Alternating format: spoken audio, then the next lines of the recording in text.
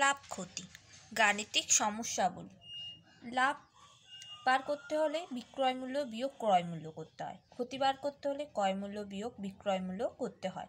বিক্রয় মূল্য মানে যে টাকায় আমরা বিক্রি করছি, ক্রয় মূল্য মানে যে টাকায় আমরা ক্রয় করছি মানে কিনছি। লাভ ক্ষতি হার সবসময় ক্রয় মূল্যের ওপর হিসাব করা হয়, মানে যেটা আমরা ক্রয় করছি যে টাকাটা সেটার উপর হিসেবেই হিসেব করা হয়। এই দুটো একটু মনে রাখতে হবে। টাইপ 1 একটা এক্সাম্পল, একটি বই 20 টাকায় ক্রয় করে 25 টাকায় বিক্রি করলে শতকরা লাভ বা ক্ষতি কত হবে? আমরা এটা ক্রয় করছি কত? 20 টাকায়, মানে কিনছি 20 টাকায়, 25 টাকায় বিক্রি করছি। অবভিয়াসলি এটা আমাদের লাভ হচ্ছে, তাহলে 20 টাকায় ক্রয় করে 25 টাকায় বিক্রি করছি। তাই লাভ আমরা জানি কি, লাভ বার করতে হলে বিক্রয় মূল্য বিয়োগ ক্রয় মূল্য। তাই বিক্রয় মূল্য 25 টাকা পেয়ে গেছি, ক্রয় মূল্য 20 টাকা, তা বিয়োগ করে কত হচ্ছে? 5 টাকা। তাহলে 20 টাকায় লাভ হচ্ছে 5 টাকা, তাহলে 1 টাকায় লাভ হয় 20/20। এখানে কি করতে হয়? 5টার সাথে 20 ভাগ করতে হয়। আর 100 টাকায় লাভ হয়, তাহলে 5/20 গুণিতক 100 হয়। 0 0 কেটে গেলে 5 দুগুণে 10 সমান 25 টাকা, মানে 25%। তার লাভ হচ্ছে কত? 25%। আরেকটা এক্সাম্পল, একটি দ্রব্য 380 টাকায় বিক্রি করলে 20 টাকা ক্ষতি হয়, শতকরা ক্ষতির হার কত? যদি বলছে একটি দ্রব্য বলছে 380 টাকায় বিক্রি করেছে, বিক্রি করলে 20 টাকা ক্ষতি হচ্ছে, তার বিক্রয় মূল্য হচ্ছে 380 টাকা আর ক্ষতি হচ্ছে কত? 20 টাকা। তাহলে শতকরা ক্ষতির হার কত বলছে? আমরা জানি কি, ক্ষতি সমান ক্রয় মূল্য বিয়োগ বিক্রয় মূল্য।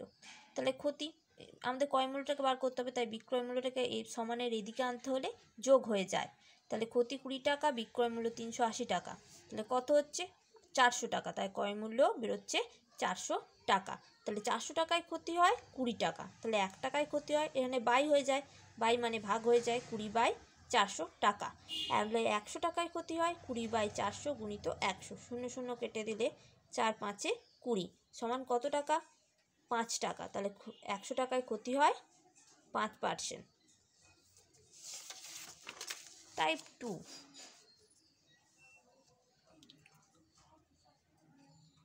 টাইপ 2 এ যেমন একটা এক্সাম্পল, 100 টাকায় 10টি ডিম কিনে 100 টাকায় 4টি ডিম বিক্রি করলে শতকরা কত লাভ হয়?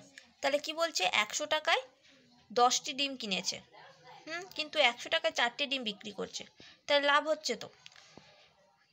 তাহলে কি, 10টির ক্রয় মূল্য 100 টাকা, 4টির বিক্রয় মূল্য 100 টাকা, তাহলে একটার বিক্রয় মূল্য কত হবে?